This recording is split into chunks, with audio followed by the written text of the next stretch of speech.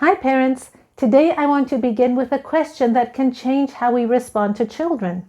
What if the bad behavior that you are seeing in your children is not the real issue? What if the fighting, the hitting, the avoiding, the refusal, the fighting with siblings only a surface problem? What if underneath that is something much bigger that's going on that we haven't understood yet? What if it's a child who's feeling overwhelmed, a child who's feeling unseen, a child who's afraid of failing, or a child who's not yet learned how to ask for help? Welcome to From the Teacher's Desk. I'm a special education teacher with 3 master's degrees and a medical background, and I share practical tips for teachers and parents to support learning and behavior. And today we're talking about behavior and what a child's behavior is actually telling us. Let's get started. As adults, we generally respond to what we see. If we see refusal in a child, we think that the child doesn't care. If we see shouting, we think the problem is anger. If we see too much screen time, we think the child is addicted. If we see a child ignoring instructions, we think the problem is disobedience. But behavior is generally a child's way of telling us that something is not right. Behavior is information. And it's not always pleasant information, but it is information. And if we believe that behavior is something that needs to be stopped, then we're missing out on what the child is trying to communicate with us. Let me give you an example.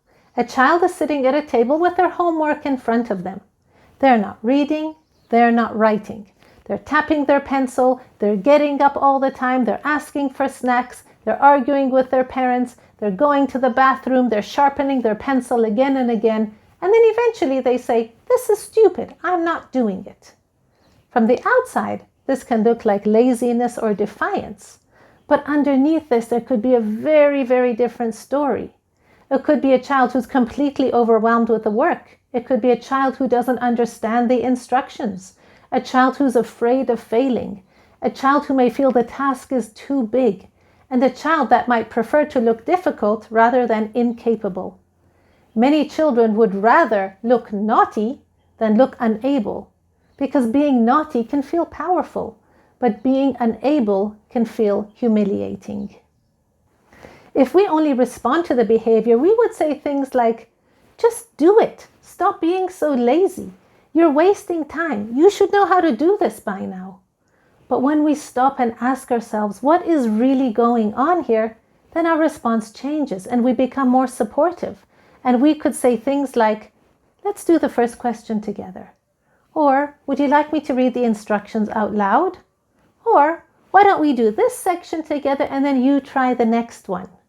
This isn't rescuing them, this is teaching. Many children do not need the expectations lowered, but they do need better support in order to reach those high expectations. This is especially true for children who struggle with executive function. Executive function is a set of brain skills that helps us learn, plan, organize, and keep going when things get hard. So a child may actually know what to do, but they may have difficulty starting. They may know the routine, but they may have forgotten some of the steps. They may want to clean their room, but they get completely overwhelmed when they see the mess. They may want to stop playing the game, but they have difficulty shifting away from it.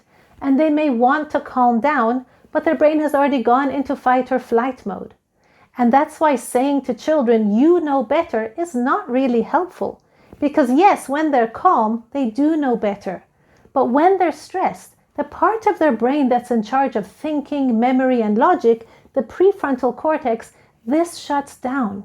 And that's why it's really important to teach children skills when they're calm and to gently repeat it so the skill grows and eventually becomes second nature. This does not mean that we ignore behavior. This means that we respond in a way that can teach the missing skill.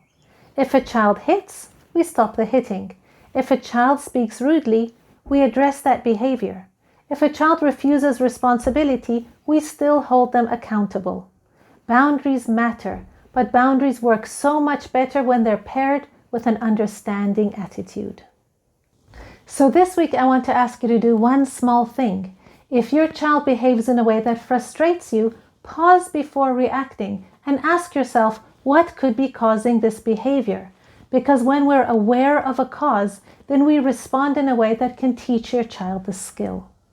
Their behavior may be loud, but know that the need underneath is much quieter. And when we know to listen for that need, that's when we're able to support our children in a better way. Thank you so much for joining me here from the Teacher's Desk. Our next episode is going to be on how children aren't wired the same and how one parenting strategy can work beautifully for one child and absolutely fail with another. See you then.